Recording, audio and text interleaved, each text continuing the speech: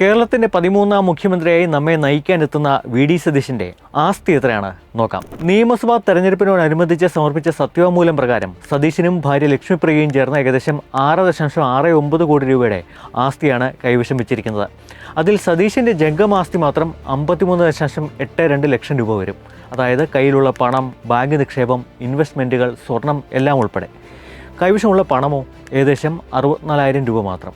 ആസ്തിയിൽ bank നിക്ഷേപങ്ങളും ഷെയറുകളുമുണ്ട്. കൂടാതെ 35 gram സ്വർണവും സ്വന്തം പേരിലുണ്ട് നമ്മുടെ മുഖ്യമന്ത്രിക്ക്. ഇനി വലിയ പങ്ക് വരുന്ന സ്ഥാവരാസ്തി ഏകദേശം 2.42 കോടി രൂപ വില വരുന്ന ഭൂമിയും വീടുകളും. അദ്ദേഹം ഇപ്പോൾ താമസിക്കുന്ന പരവൂർ, ജനിച്ചു വളർന്ന നെട്ടൂർ എന്നിവിടങ്ങളിലുള്ള പാരമ്പര്യമായും സ്വന്തമായി സമ്പാദിച്ചതുമായ ഭൂമിയും വീടുകളും ഇതിൽ ഉൾപ്പെടുന്നു. വി.ഡി. കുടുംബത്തിൻ്റെ ആകെ പ്രഖ്യാപിത സമ്പത്തിൻ്റെ വലിയൊരു പങ്കും ഈ സ്ഥാവരാസ്തികളാണ്. ഭാര്യ ലക്ഷ്മിപ്രിയയുടെ ആസ്തി കൂടി നോക്കാം. ജംഗമാസ്തി 67.45 ലക്ഷം രൂപ. ലക്ഷ്മിപ്രിയയ്ക്ക് ഏകദേശം 1128 ഗ്രാം സ്വർണ്ണാഭരണങ്ങൾ സ്വന്തമായുണ്ട്. കൂടാതെ ഏകദേശം 1.85 കോടി രൂപ മൂല്യമുള്ള പാരമ്പര്യ ഭൂമിയും ലക്ഷ്മിപ്രിയയ്ക്കുണ്ട്. മകളുടെ പേരിൽ ഏകദേശം 9.61 ലക്ഷം രൂപ വില വരുന്ന വാഹനം കൂടിയുണ്ട്. എന്നാൽ എല്ലാം ലാഭത്തിലല്ല കേട്ടോ. സതീശന് ഏകദേശം 24 ലക്ഷം രൂപ വായ്പാ ബാധ്യതയുണ്ട്.